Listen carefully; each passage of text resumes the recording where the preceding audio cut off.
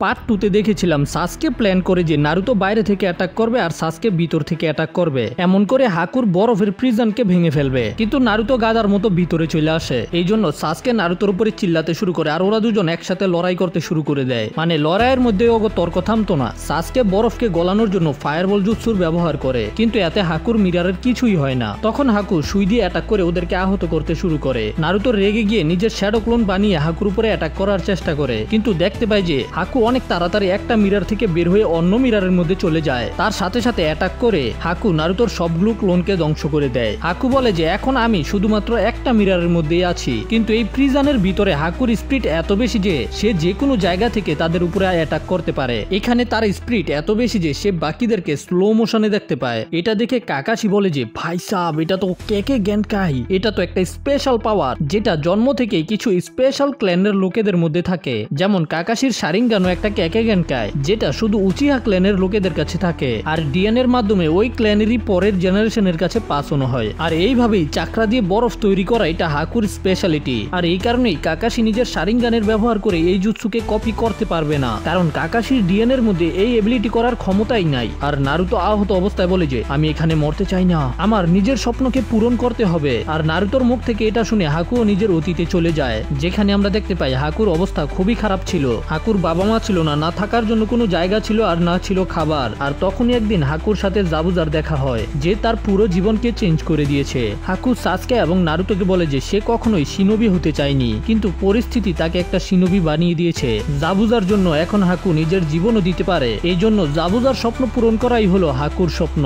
আর যদি কেউ এই স্বপ্নের মাঝখানে আসে তাহলে হাকু তাদেরকে মারতে একটুও দেরি করবে না। এদিকে আমরা দেখতে পাই কাকাশি নিজের শারিঙ্গানাইকে বের করতে শুরু করে। এটা দেখার সাথে সাথেই জাবুজা নিজের কুনাই দিয়ে কাকাশির উপরে অ্যাটাক করে। কাকাশি নিজের একটা হাত দিয়ে জাবুজার অ্যাটাককে ব্লক করে দেয়। জাবুজা বলে যে যখন সে হাকুকে পেয়েছিল তখন সে একটা বাচ্চা ছিল, তখন থেকেই সে জাবুজাকে অনেক টাফ ট্রেনিং করিয়েছে, আর এখন জাবুজা একটা কিলার মেশিন হয়ে গেছে। কাকাশি নিজের শারিঙ্গানাই বাইরে বের করে, কিন্তু জাবুজা বলে এখন তার শারিঙ্গান আমার উপরে কাজ করবে না, কারণ আগে যখন তারা লড়াই করেছে তখন হাকু সবকিছু লুকিয়ে দেখেছে। আর হাকুর আরেকটা স্পেশালিটি হলো যে হাকু যে কোনো জুৎসুকে দেখে সেটার কাউন্টার বের করতে পারে। তারপরে জাবুজা আবার হ্যান্ডসাইন বানিয়ে হিডেন মিট জুৎসুর ব্যবহার করে। তারপরে সেখানে অনেক ঘন কুয়াশা চলে আসে, আগে থেকেও বেশি ঘন। এই জন্য কাকাশি কিছুই দেখতে পায় না। আর এদিকে নারুতো বারবার শ্যাডো ক্লোন বানিয়ে হাকুর মিরারগুলোতে আক্রমণ করছিল, কিন্তু কোনোভাবেই নারুতোর কোনো ক্লোনই হাকুকে ধরতে পারছিল না। সাসকে চিন্তা করে যে যখন হাকু নারুতোর ক্লোনগুলোকে ধ্বংস করছিল তখন আমি এক মুহূর্তের জন্য হাকুকে দেখতে পেয়েছিলাম, কিন্তু ওই সময়টা অনেক কম ছিল।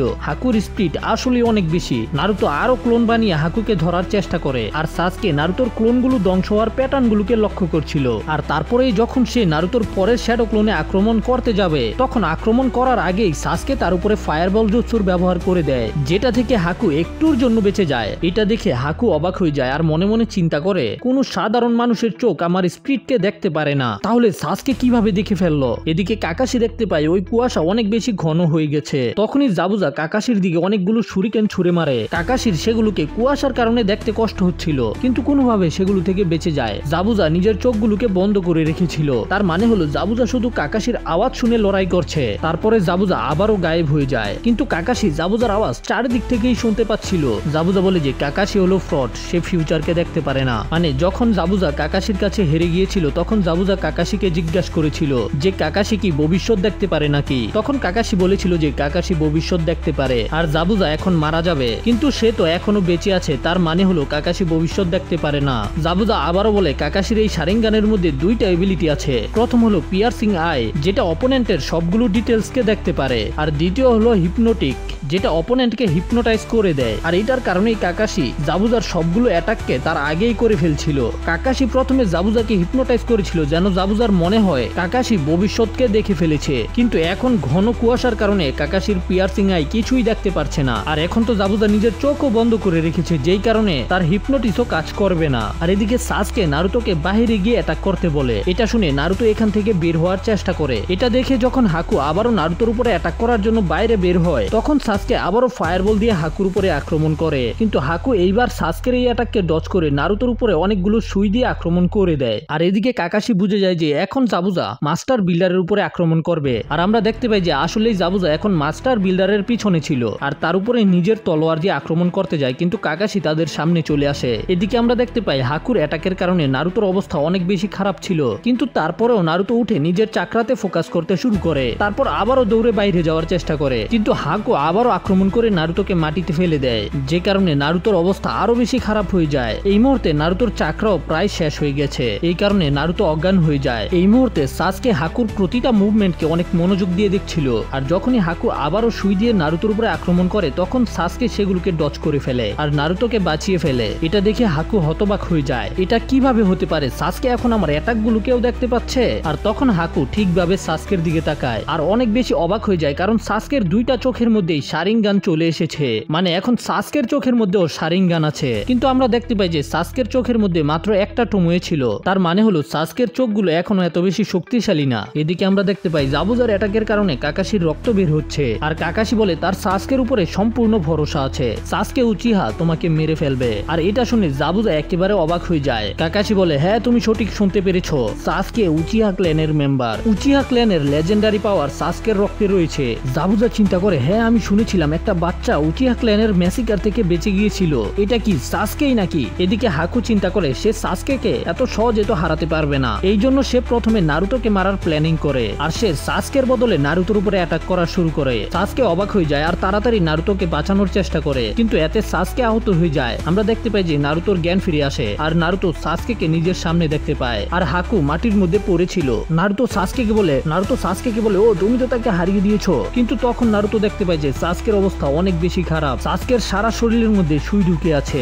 নারুতো সাসকেকে জিজ্ঞাসা করে সে নারুতোর জন্য এগুলো কেন করেছে। এতে সাসকে জবাব দেয়, আমি জানি না। তারপরে অজ্ঞান হয়ে মাটিতে পড়ে যায়। সাসকে অনেক বেশি আহত হয়ে গেছে, এই জন্য সাসকের মনে হয় সে নিজের শেষ সময়ে চলে এসেছে। সাসকে অতীতের কথা মনে করে নারুতোকে বলে, নারুতো নিজের স্বপ্নকে পূরণ না করে মারা যেও না, আর হ্যাঁ আমি তোমাকে ঘৃণা করি। আর নারুতোর কোলের মধ্যেই নিজের শেষ নিঃশ্বাস নিয়ে ফেলে। সাসকে মারা যায়, আর এদিকে হাকু আবারও জেগে ওঠে। হাকু চিন্তা করে সে নিজের বন্ধুকে বাঁচানোর জন্য নিজের প্রাণ দিয়ে দিয়েছে। সাসকে তুমি একটা আসল শিনবি। তারপর আবারও নিজের আয়নার ভিতরে ঢুকে যায়। এখন কিছুক্ষণ সবকিছু শান্ত ছিল, কারণ এটা একটা ওয়ার্নিং যে তুফান আইতাছে। হাকু দেখতে পায় যে নারুতোর পুরো বডি থেকে একটা ভয়ানক রক্তের মতো লাল চাকরা বের হচ্ছে। নারুতোর রেগে একটা দানবের মতো হয়ে গেছে। নারুতোর চোখ একেবারে লাল হয়ে যায়। হাকু মনে মনে বলে, এটা আবার কেমন চাকরা, এত ভয়ানককে আমার ভয় লাগছে। নারুতোর শরীরে যত আঘাত ছিল সবগুলো নিজে নিজে ঠিক হয়ে যায়, এবং নারুতোর হাত এবং দাঁত বড় হতে শুরু করে একটা দানবের মতো। নারুতোর চাকরার কারণে সবাই একেবারে কাঁপতে শুরু করে, এমনকি বাইরে থাকা কাকাশি এবং জাবুজা এটাকে ফিল করতে পারে। কাকাশি ভয় পেয়ে মনে মনে চিন্তা করে এই চাকরাটা, আর তখনই কাকাশির ওই নাইনটেল ফক্সের কথা মনে পড়ে। কাকাশি একেবারে ভয় পেয়ে যায়, নারুতোর সিল ভেঙে গেল নাকি।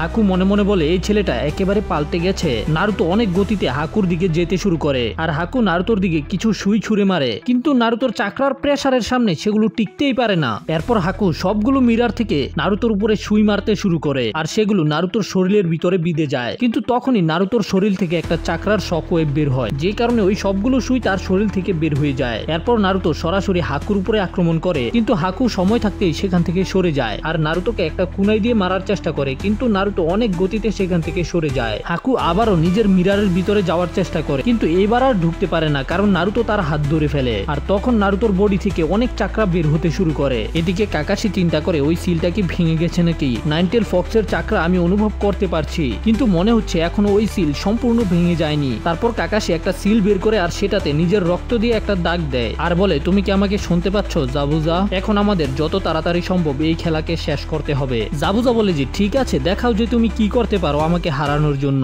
এদিকে আমরা দেখতে পাই নারুতোর চাকরার প্রেসারের কারণে হাকুর সবগুলো মিরার ভাঙতে শুরু করে দিয়েছে। হাকু বলে এই চাকরা কত বেশি স্ট্রং, আমি এটাকে সহ্য করতে পারছি না। নারুতো অনেক শক্তিশালী একটা ঘুষি হাকুর চেহারার মধ্যে মারে, আর হাকু নিজের মিরারকেই ভেঙে গিয়ে বাহিরে পড়ে। এতে তার মাস্কটা ফেটে যায় আর তার মিরার গুলো ভেঙে চুরমার হয়ে যায়। হাকু আবারও দাঁড়িয়ে যায় আর নারুতো তার দিকে যেতে শুরু করে। হাকু মনে মনে চিন্তা করে জাবুজা আমাকে ক্ষমা করে দিও, আমি তার সাথে লড়াই করে পারবো না। তখন হাকুর মাস্ক ভেঙে নিচে পড়ে যায় আর নারুতো এটা দেখে সেখানেই থেমে যায়। নারুতো বলে যারে তুমি তো ওই জঙ্গলের মেয়েটা, না না ছেলেটা না। হাকু নারুতোকে বলে নারুতো তুমি থেমে গেলে কেন, আসো আমাকে শেষ করে দাও। তুমি কি প্রতিশোধ নিতে চাও না? আমি সাসকেকে মেরে ফেলেছি। নারুতো তার দিকে তাকায় আর না চাইতেও হাকুকে একটা ঘুষি মেরে দেয়। হাকু নিচে পড়ে যায় আর তার মুখ থেকে রক্ত বের হতে শুরু করেছে। হাকু আবার উঠে নারুতোকে বলে ওই শক্তির কি হয়েছে যেটা একটু আগেই তোমার কাছে ছিল, কারণ এইভাবে ঘুষি দিয়ে সে তাকে মারতে পারবে না। তুমি নিজের শত্রুকে জীবিত ছেড়ে দিয়েছো, এটাকে দয়া বলে না, এটাকে বোকামি বলে।